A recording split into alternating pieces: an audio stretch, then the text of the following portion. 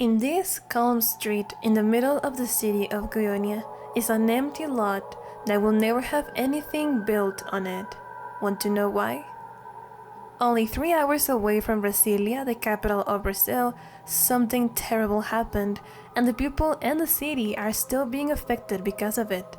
In this place, the worst nuclear accident outside of a nuclear power plant happened 36 years ago.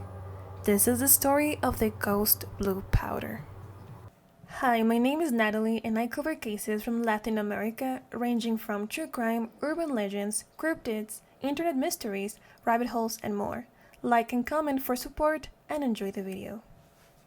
So this story happened back in 1987. It was September 13th in the quiet and warm, beautiful city of Goiania. There, Roberto dos Santos Alves and Wagner Mota Pereira, two young men in their early 20s, are in their daily hunt for metal objects, metal scrap to sell. And this is a very common practice in Latin America, where a lot of people who don't have enough ways of making their living go around the city picking up scrap metal from trash, from businesses, and they collect it all, and they go to another business who buys it by weight.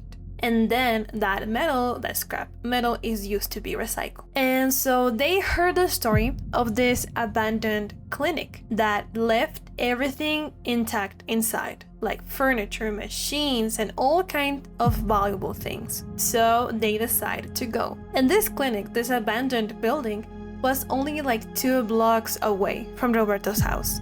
So super convenient. They grabbed their wheelbarrow and head there. So this place had already been visited by many people. It had broken windows and graffiti, and it was pretty much already empty. People had taken most of the things it had inside. But as they're walking, they run into this machine, a big machine that is still intact.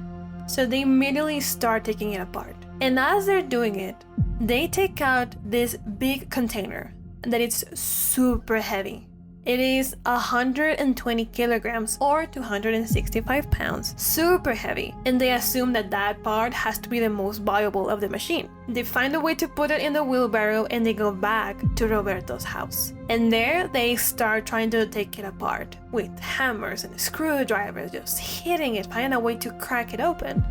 And when they finally do, they find inside a smaller cylinder that kind of has the shape of a canteen. It's like a disc. And this thing is also really heavy, but it's also warm. Like they're grabbing it and it's warm.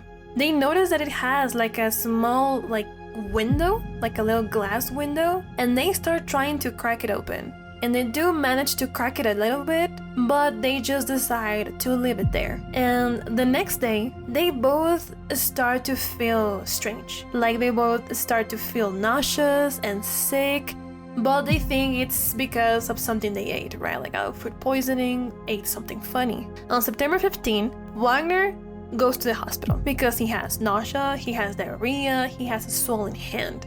But in the hospital, they tell him that it's maybe some sort of allergic reaction. And then, after a couple more days, on September 18, they sell the pieces to the V. Alves Ferreira, a man who had a business that bought the scrap metal from all these collectors, and then he later sold it. So he buys all this scrap metal that Roberto and Wagner found. So he leaves that metal, including the cylinder, in his workshop. And one night, he notices that there's a faint blue light coming from the cylinder. So he goes and grabs it. And he also realizes that it's warm and it is shining. And he's like, okay, what is in this thing? So he starts cracking it open. Like the window was already open, like I said, the little glass window. So he starts trying to crack it open, right? Like, what is this thing? I want to see what's inside. And he manages. He breaks it. And this blue powder starts coming out of it, and it has this faint, beautiful glow. That moment was the beginning of the end. You see, because that cylinder contained 93 grams of Cesium-137, a highly radioactive element. It is made from the fusion of uranium and other elements and is used in things like radiotherapy, but also as a nuclear weapon. To this day, Cesium-137 is the principal source of radiation and contamination in Chernóbyl. And it causes a lot of problems because of how easy it can disperse. Like it can travel super long distances in the air, and because it can be easily diluted in water, once it gets to the soil, it's gonna be a huge problem. And if it enters the body, it's gonna be an even bigger issue because you know that we're made mostly out of water. So this thing is gonna dissolve and go everywhere in your body. So it's super, super dangerous. The cylinder was actually made from steel and lead, which explains the weight. And the little window was not made out of glass, but iridium. All these elements are meant to contain the radiation. And the big container that it came in was made out of lead. The machine they broke apart was a radiotherapy machine. And in the 80s, these type of machines were used to treat cancer and localized tumors. And basically how it works, a very simple explanation, is that cylinder turns like around, like in circles, super, super, super fast. And every time the little window, it's pointed towards like the person is like sitting, laying in this sort of like table. Once the little window is directed towards the person, the radiation is gonna shoot into their body. And that's how they would treat cancer. That's kind of like how I understood it works. And so the building they had entered belonged to the Private Institute of Radiotherapy of Goiania. And it had been abandoned since 1995, so 2 years prior to them going in and getting the machine. And this place, because of legal disputes and fights, no one had really taken care of the things that were literally abandoned in this building, including such a dangerous machine. Ferreira had no clue what he had in his hands. He had no clue where it had come from. He had no clue why it was warm, why it was shining. And he even thought that it was like a precious metal, like a very precious material. He even thought that it could be supernatural. He wanted to turn the powder into a ring to give it to his wife. So he was super enchanted by this blue powder. And he called neighbors, friends, and even his family to come see this magical powder. One of his brothers, Ivo Ferreira, took some of the powder back home, and he drew a giant cross in his chest, like the Christian cross. And he started to spread some of the powder in his farm because he thought that it was gonna do good for the plants, like he thought it was gonna feed them and make them grow incredibly well. And he let his 6-year-old daughter, Leide das Neves Ferreira, play with it. And she was playing with her hands while she was eating dinner. Like she was consuming some of the powder. But soon, a lot of other people started getting sick. And symptoms just like the one that Roberto and Wagner had.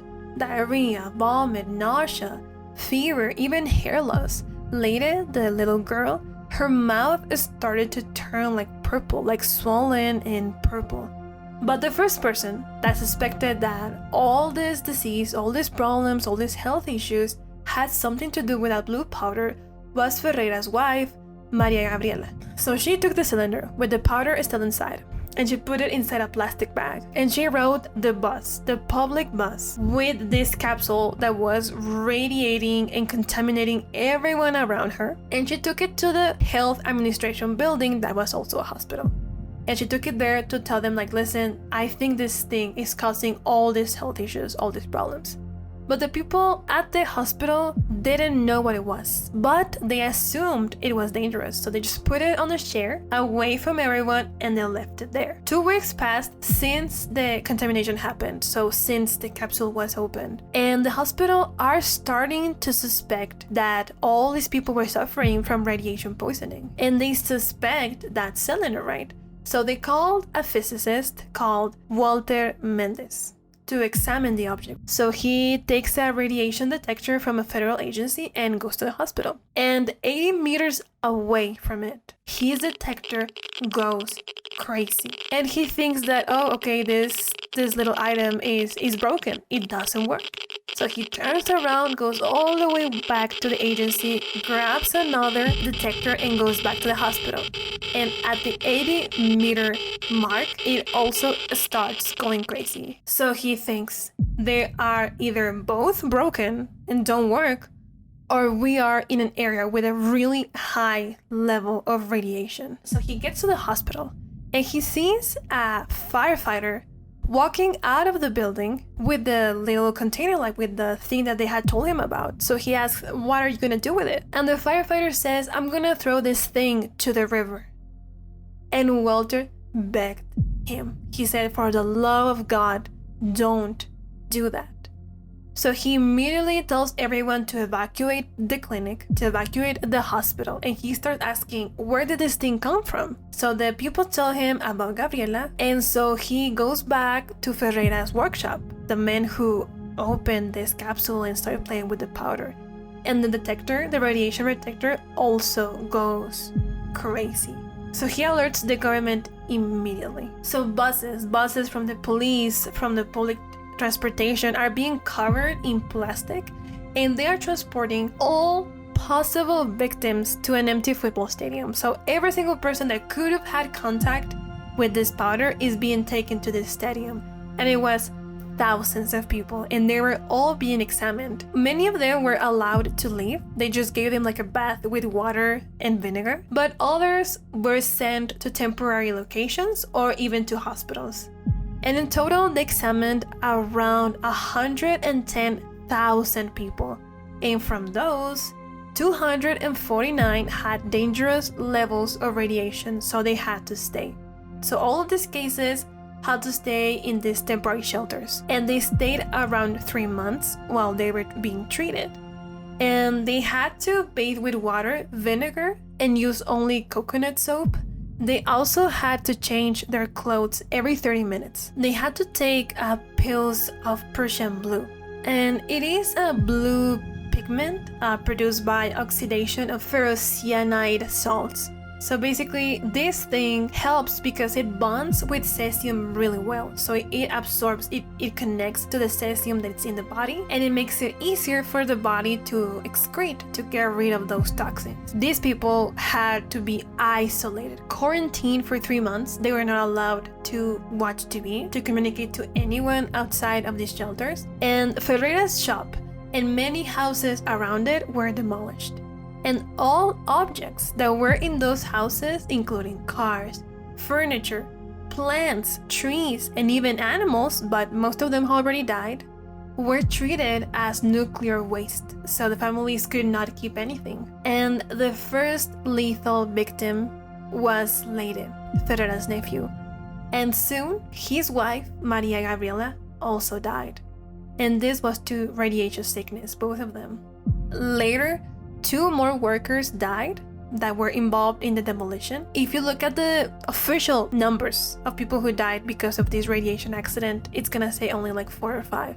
But obviously that cannot be calculated. They say that it's impossible to calculate because maybe immediately only of those people died, but you don't know how many ended up with severe health issues that eventually took their lives. They don't count those. So another brother of Ferreira, oldest son Ferreira, who also went to his brother to look at the powder, to touch it, had to have a finger amputated. And Roberto had his right arm amputated.